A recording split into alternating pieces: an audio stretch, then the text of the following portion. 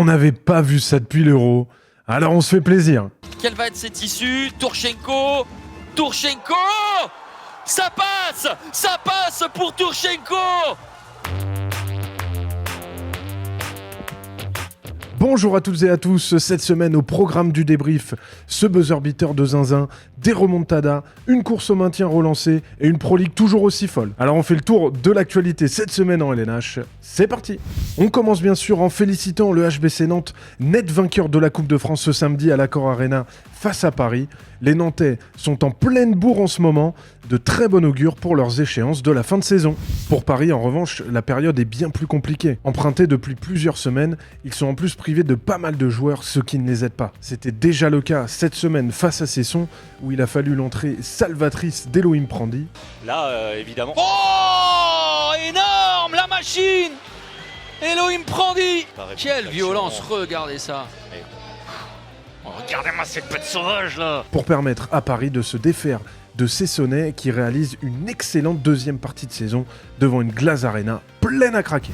Le choc de la journée, c'était bien sûr le grand classique de la Ligue Imoli Star League, Chambéry-Montpellier, dans un phare, comme toujours, bouillant. Après une bonne entame chambérienne, les Montpelliérains ont mis la main sur la partie en menant de 5 buts en seconde période. C'est à ce moment-là qu'Éric Maté et Chambéry ont décidé de changer leur dispositif défensif et ont posé énormément de problèmes au MHB, offrant de nombreuses montées de balles à Antoine Tissot et Kedo Traoré, qui arboraient très sûrement la coupe de cheveux de la saison, en mode Dennis Rodman, avec en plus la grinta qui va avec. À 3 minutes du terme du match, Kedo Traoré décalé. Et l'égalisation chambérienne. On pensait que Montpellier ferait cavalier seul. Score final 30 partout et Montpellier dit sans doute adieu à la deuxième place qualificative pour la Ligue des Champions la saison prochaine. Et des remontées de fou, on en a vu cette semaine. C'était le cas à Chartres où le CCMHB pensait pouvoir accrocher sa première victoire au Colisée, mais c'était sans compter sur Denis Serdarevic. Quelle passe pour Hugo Youn. Tout seul. Oh, quel arrêt encore de Denis Serdarevic. Et bien sûr le magicien Yann Tarafeta. Et Yann Tarafeta peut-être pour le shoot. Oh, ce shoot rasant. Relevé d'ailleurs, hein. Il va prendre ce shoot. Mais oui, Yann Tarafeta, plus 3. Aix s'impose d'un petit but pour la deuxième semaine consécutive. Et le demi-centre espagnol nous résume la saison de son équipe en 5 secondes. On est capable de battre toutes les équipes, mais on est capable aussi de perdre contre tout le monde.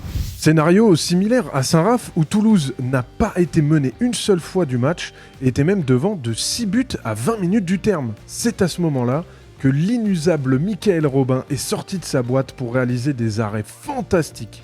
On était à la limite du passage en force. Oh la belle passe. Oh la parade. Ouais, la parade de Michael Robin. Oh, magnifique.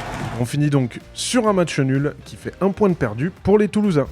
Limoges avait donc l'opportunité de mettre la pression sur le Phoenix en allant gagner à Ivry. Mais comme toujours à Delaune, rien n'a été simple pour le LH face à des Ivriens qui n'ont rien lâché dans leur quête des derniers petits points qui leur manquent pour le maintien. Malgré la blessure en début de match d'un Emeric Zepfel pourtant en feu en ce moment, Antonin Mohamed et ses coéquipiers ont pris le contrôle du match, avant un nouveau gros coup de chaud de Dino Slavic, devenu impassable à 6 mètres.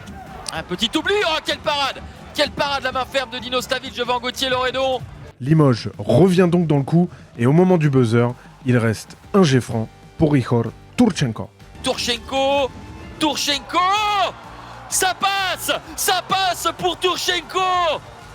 Les Limougeaux peuvent exulter. Limoges remporte sa 4e victoire de rang et revient à 3 points de Toulouse. Dans la lutte pour le maintien, c'était le match de la dernière chance pour Dijon face à Créteil. Les Bourguignons, qui venaient de renouer avec la victoire à la maison la semaine dernière, se déplaçaient dans le Val-de-Marne en confiance. Et malgré un début de match à l'avantage des Béliers, le DMH a fini par poser sa patte sur le match et l'emporte finalement assez largement, à l'image de ce kung-fu Steven Bois, Lucien Offray, qu'on a suivi en direct dans le multiplex. Un choc du haut de tableau. Et après tous les matchs à 20h et le kung-fu. Le kung-fu pour Lucien Offray. Pa. Dijon passe devant Créteil avec cette victoire, mais le capitaine christolien Valentin Amann est très loin d'avoir baissé les bras. On va se maintenir, parce que le club mérite de se maintenir, les joueurs méritent de se maintenir, le staff, voilà, donc on s'y attendra à fin mai. Dans les autres matchs de cette 25e journée de l'Ikimoli Star League, Nantes avait bien préparé la finale de la Coupe de France en battant Saran aux Comètes d'Orléans devant près de 7000 personnes, et Dunkerque a disposé de Nîmes avec une nouvelle performance de haut vol de Valentin Kiefer, qui en est à 14 arrêts de moyenne sur ses 7 derniers matchs. Au classement, Montpellier fait donc la mauvaise opération et compte 4 points de retard sur Nantes. Limoges met la pression sur Toulouse et derrière, c'est plus serré que jamais avec un petit point d'écart entre les 3 derniers. Il n'en restera qu'un. Lors de la prochaine journée, on suivra le choc entre Limoges, qui reste sur 4 victoires consécutives, et Nantes, qui marche sur l'eau, ainsi que le Val-de-Marnico Ivry-Créteil, qui a une importance capitale. En Pro League, c'est toujours la guerre derrière Tremblay pour savoir qui sera en barrage et au Cap to Fun finale de Pro League. Le choc cette semaine, Istres-Frontignan s'est terminé sur un match nul, après un gros bras de fer entre les deux gardiens avec Vincent Gérard d'un côté. Il a quand même trouvé extérieur et c'est un boulevard. Oh Vincent Gérard, il a bien fermé l'angle. Et Kevin Ménard de l'autre. On va trouver extérieur. Oh Ménard qui ferme au premier poteau. Un nul qui ne fait pas vraiment l'affaire des deux équipes. Ponto, de son côté, en difficulté sur 4 défaites d'affilée, semblait parti pour à nouveau s'incliner à Billère en étant mené de 7 buts. Mais après cette réalisation d'Alexandre Aguilar à la 52e, Billère n'a plus marqué jusqu'au bout, voyant Ponto marquer un 6-0 pour revenir dans le match. Les Béarnais ont malgré tout la balle de match, mais Valentin Dudot bute sur Lorenzo Gustave pour un résultat nul, 30 partout. Autre fin de match complètement folle à Caen, où Massy se déplaçait en manque de confiance. Menés pendant tout le match, les Massicois reviennent et passent devant dans les derniers instants, avant cette dernière action à 2000 à l'heure. Le tir, c'est le jeu de Samuel Védier. Samuel Védier, qui assume, qui prend ses responsabilités. Attention, Gabriel Sculo. Oh là là, le but de Sculo à 2 secondes de la fin. La défaite cruelle sur le gong, sur le buzzer. Les Franciliens recollent donc à leur adversaire du soir et restent à l'abri d'Angers qui a à nouveau perdu.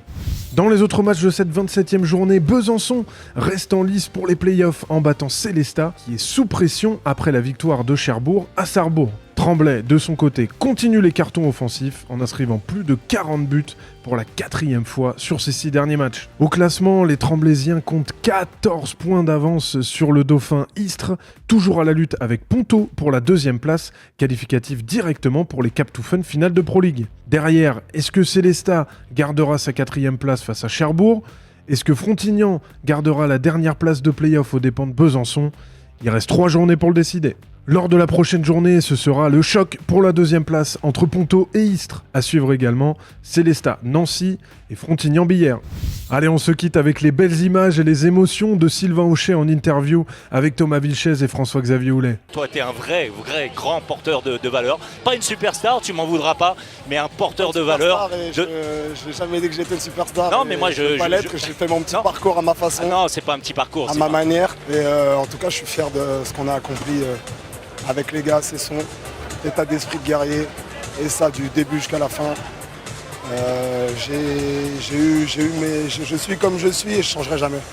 Et un petit bisou à ma femme, ma petite Valou. Val Valou sur Instagram si vous voulez la suivre. C'est ciao.